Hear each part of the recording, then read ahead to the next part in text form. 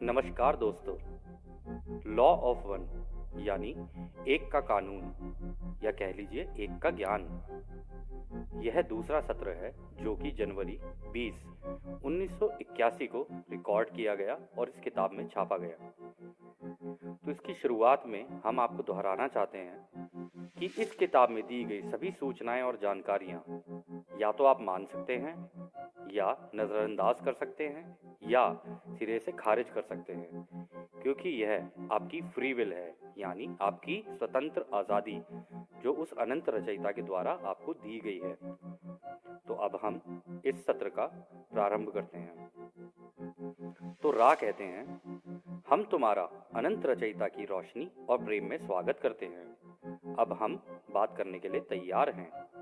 तो डॉन कहते हैं, मैं अनुमान लगा रहा हूँ कि ऐसे काफ़ी लोग होंगे जो समझेंगे कि आप क्या कहना चाह रहे हैं। हमारी रुचि है कि हम आपकी और हमारी वार्तालाप की एक किताब बनाएं।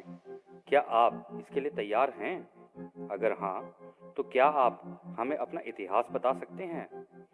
तो रा कहते हैं, हम तुमसे बात करने के इच्छुक थे, इसलिए हमने भी तुम्हें संपर्क किया। हालांकि कुछ ही लोग होंगे जो बिना किसी भेदभाव के इस वार्तालाप की गहराई को समझ पाएंगे जो हम कार्ला द्वारा तुम्हें दे रहे हैं। यदि यह तुम्हारी इच्छा है कि तुम इसे दूसरों से साझा करो, तो इसे इस तरह से प्रस्तुत करना कि वो इसे अपनी जिंदगी से जोड़कर देख सकें और अपने खुद के निष्कर्ष पर खुद ही पहुंच सकें। यदि एक जाग गया, क्या सब नहीं जाग गए? इसलिए तुम्हारी जैसी इच्छा होगी हम वैसे ही बात कर लेंगे। सीखना और सिखाना एक सबसे पहला हिस्सा है इस एक के ज्ञान का। तो डॉन कहते हैं, क्या आप हमें अपना पहले का इतिहास बता सकते हैं इस मायाजाल में, जैसे कि शायद हमारी धरती पर पैदा होना या फिर इस धरती की पहले की सभ्यताओं से आपका संपर्क, तब शायद हम इस किताब की शुरुआत कर सकें। तो रा कहते हैं, हम जानते हैं कि तुम इस किताब को लिखना चाहते हो। हमें पता है कि हम कहाँ जन्मे, इनमें भी तुम्हारी रुचि है। हमें पता है कि इतिहास में भी तुम्हारी काफ़ी रुचि है, परंतु हम मांगेंगे कि इस बात पर तुम ज़्यादा ध्यान न दो। हमारी जानकारियाँ ज़्यादातर आध्यात्मिक हैं, ना कि ऐतिहासिक, परंतु फिर भी हम तुम्हें यह बताते हैं क्योंकि हमें लगता है कि ये नुकसानदेह नहीं है और अगर ध्यान से देखी जाए तो तुम इसकी गहराई को समझ पाओगे।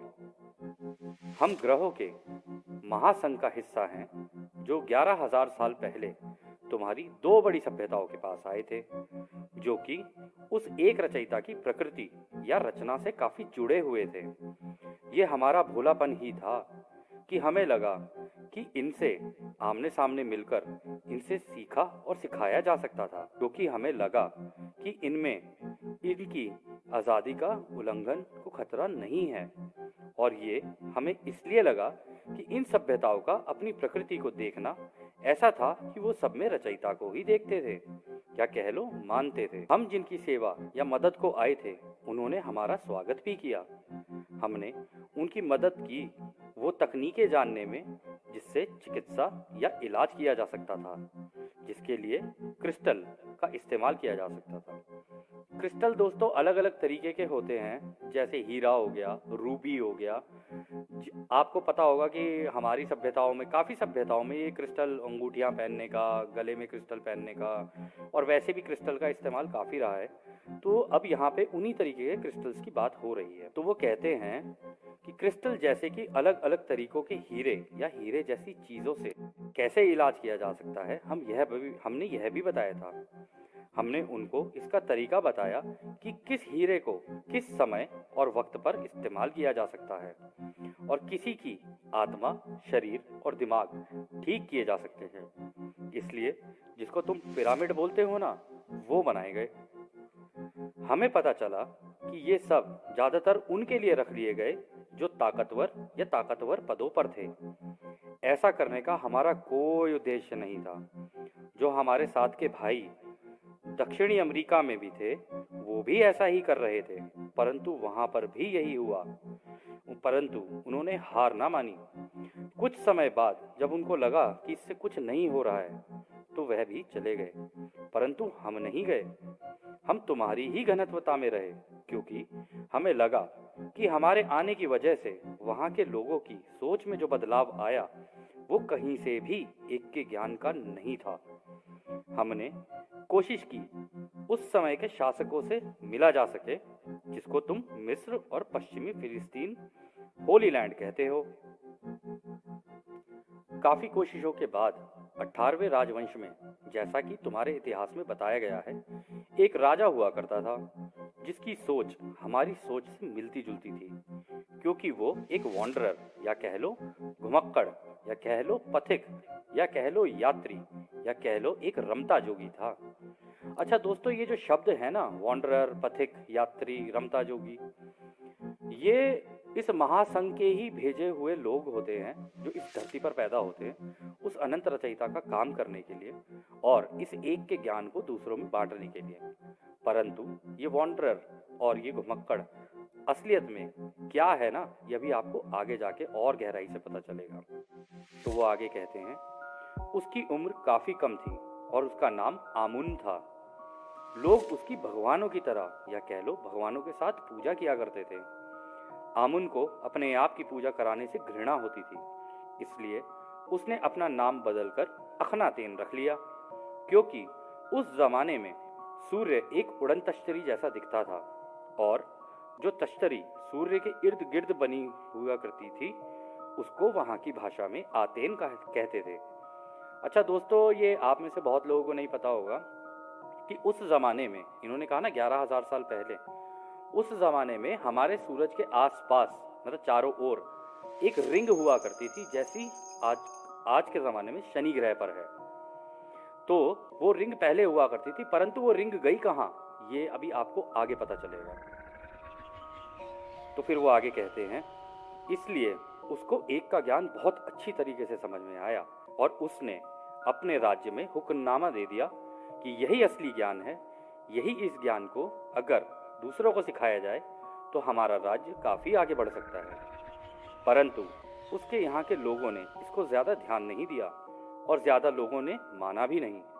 उसके पुजारी, पादरी, उलेमा, प्रीस्ट केवल मुंह से बोलते रहते थे, परंतु आत्मा के ज्ञान की खोज पर ज़्यादा ध्यान नहीं देते थे। जब वो इस घनत्वता का नहीं रहा जिसको तुम मरना कहते हो, तो लोग फिर दोबारा कई देवी देवताओं की पूजा करने लगे।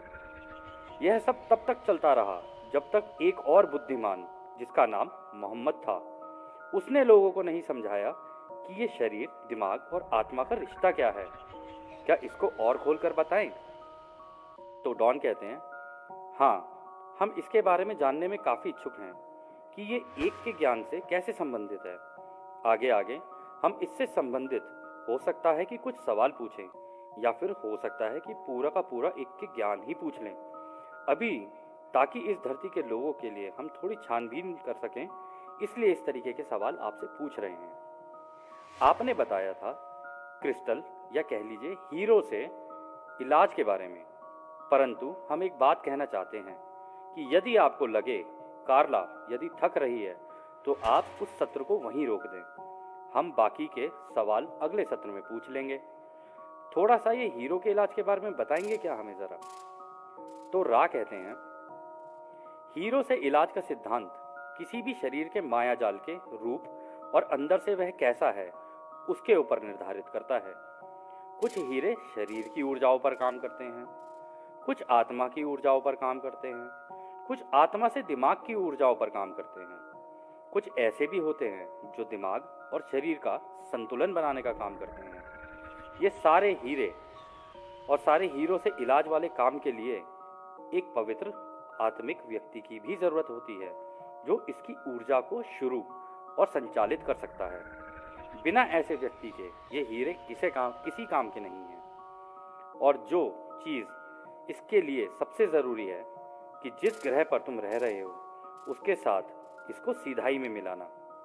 इसके साथ साथ जो बाहर से ब्रह्मांडों की किरणें आ रही हैं वह एक ग्रह का माहौल बनाती हैं, उसके साथ भी सीधाई रखना। अलग अलग आकार के अनुसार और इस सीधाई की प्रक्रिया से ही ये शरीर दिमाग और आत्मा के संतुलन का काम किया जाता है। सभी तरह के हीरो की जानकारी अभी देना काफी मुश्किल है हमारे भाई। तुम चाहो तो बाद में पूछ सकते हो। कौन से तरीके का हीरा चुनना, इसका ज्ञान होना बहुत जरूरी है। हर हीरे की निर्मलता अलग होती है, परंतु ज्यादातर पवित्र हीरा, जिसको तुम डायमंड कहते हो, या रूबी का इस्तेमाल हो सकता है। इन सब के साथ एक पवित्र आत्मिक ज्ञान के व्यक्ति का भी होना बहुत जरूरी है। इसको रचयिता के प्रेम और रोशनी का इस्तेमाल करना आता हो। इसके लिए एक शुरुआती काम होता है जो ध्यान लगाकर ही सीखा जा सकता है और इस्तेमाल किया जा सकता है। क्या और कोई छोटा सवाल है क्या हमारे भाई तुम्हारा?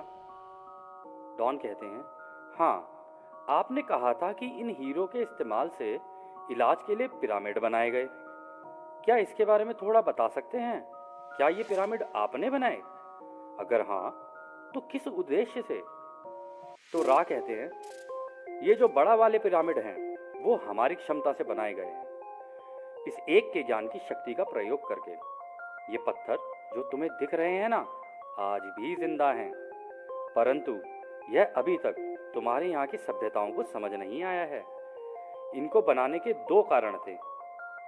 एक तो ऐसी जगह बनाने के लिए जिससे कि उस व्यक्ति को पवित्र किया जा सके जो शुरुआत करने वाला हो इस एक के ज्ञान की शक्तियों का इस्तेमाल करके, और दूसरा ताकि यहाँ पर उनका इलाज हो सके जिनको अपने शरीर, दिमाग और आत्मा का संतुलन बनाना हो।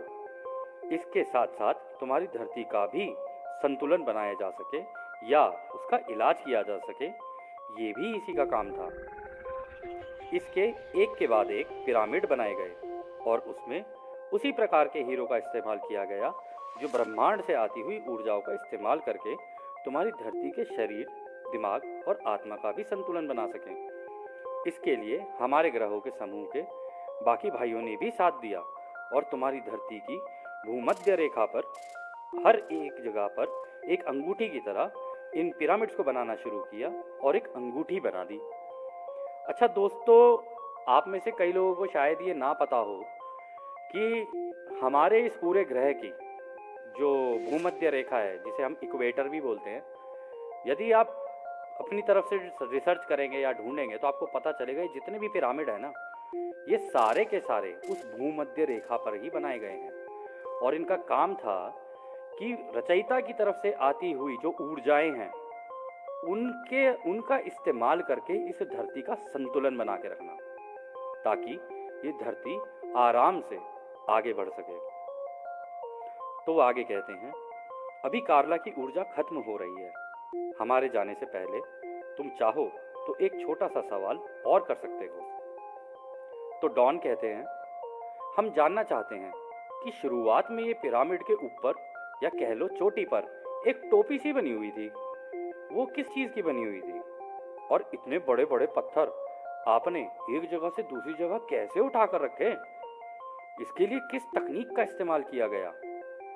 दोस्तों, आप में से बहुत लोगों को शायद ये भी नहीं पता होगा या शायद पता भी होगा कि आज तक ये एक रहस्य बना हुआ है कि ये पिरामिड बने तो बने कैसे, क्योंकि इतने बड़े बड़े पत्थर इस तरीके से लगाना और इस तरीके के आर्किटेक्चर की तरीके से लगाना, ये अपने आप में इतना कठिन टास्क है कि आज भी कोई इसको बिल्कुल उसके जैसा नहीं बना सकता है। तो खैर आगे चलते हैं। रा कहते हैं, हम विनती करते हैं कि इस सवाल को अगले सत्र के लिए रख लें, क्योंकि इसका जवाब काफी लंबा है। तो डॉन कहते हैं, ठीक है, कोई बात नहीं।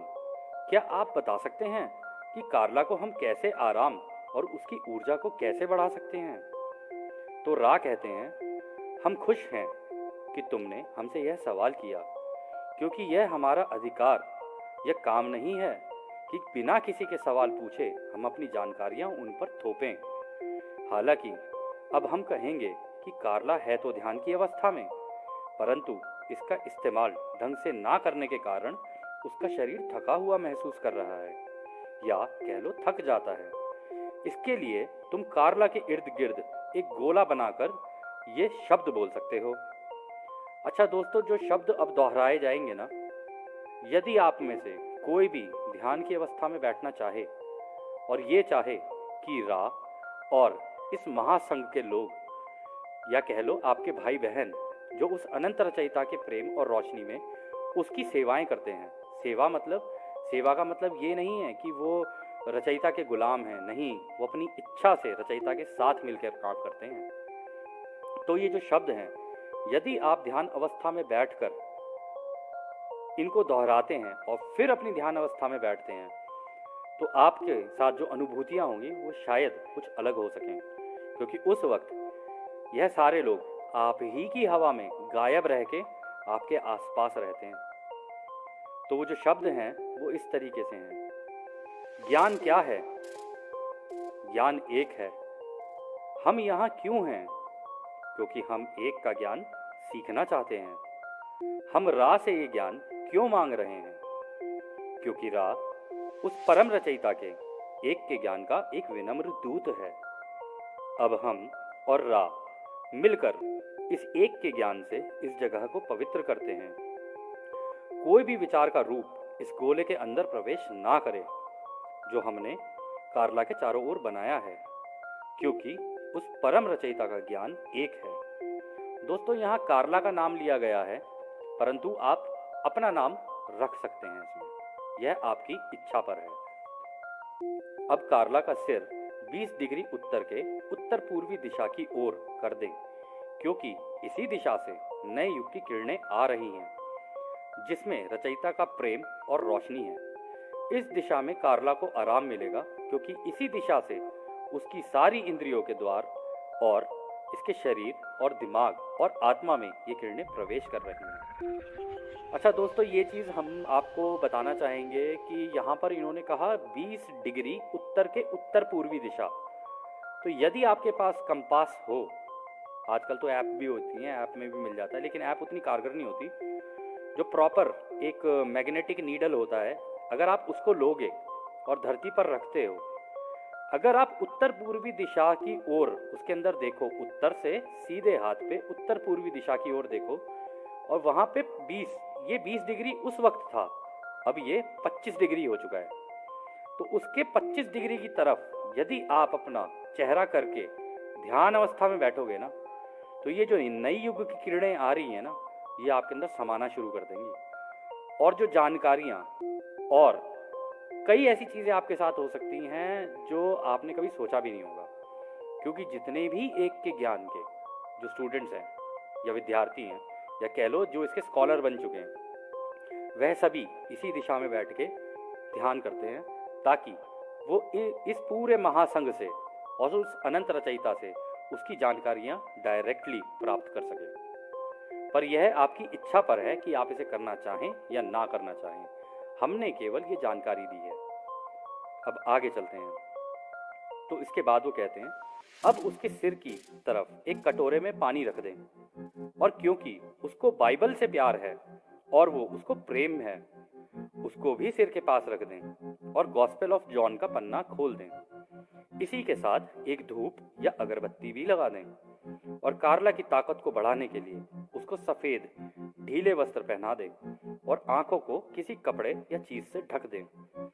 एक आखिरी बात जो हम इसमें जोड़ना चाहेंगे कि यह सीखने और सिखाने का काम जो हम कर रहे हैं, इसको सूर्य उगने से पहले करें, ताकि सूर्य की रोशनी से कमरे में जरूरत से ज्यादा उजाला ना हो। अच्छा दोस्तों, यहाँ पर इन्होंने कहा बाइबल, तो कहीं आप ऐसे मत सोच लेना कि ये अरे कहीं क्रिश्चियंस का तो कुछ नहीं है, अरे कहीं ये उसका तो कुछ, या ये मुस्लिम वो तो कुछ नहीं है। ऐसा नहीं है। जब इस किताब में आप आगे आगे बढ़ोगे ना, आपको पता चलेगा हर धर्म के बारे में इन्होंने बात की है इसके अंदर। तो क्योंकि यहाँ पे कार्ला को ये बाइबल पसंद थी, क्योंकि उसका प्रेम बाइबल से था, इसलिए उन्होंने यहाँ पे बाइबल का नाम लिया। यदि आप ये जानकारियां ध्यान अवस्था में समाधि में जाकर कर रहे होते ना, तो जिन चीजों की जानकारियां आपको है ना, या आपकी जो भी फेवरेट किताब है उसके द्वारा, उसमें से फिर आपको चीजें बताते, या उसके अलावा भी जो चीजें बताते उसके द्वारा ही आपको बताते। तो अंत में वो कहते हैं, अब हम चलते हैं हमारे भाई, हम उस अनंत रचयिता की शक्ति, प्रेम और रोशनी में और शांति में तुम्हें छोड़कर चलते हैं। आदने हमारे भाइयों, आदने। निरंतर आगे बढ़ो और बढ़ते चलो, यही है एक का ज्ञान।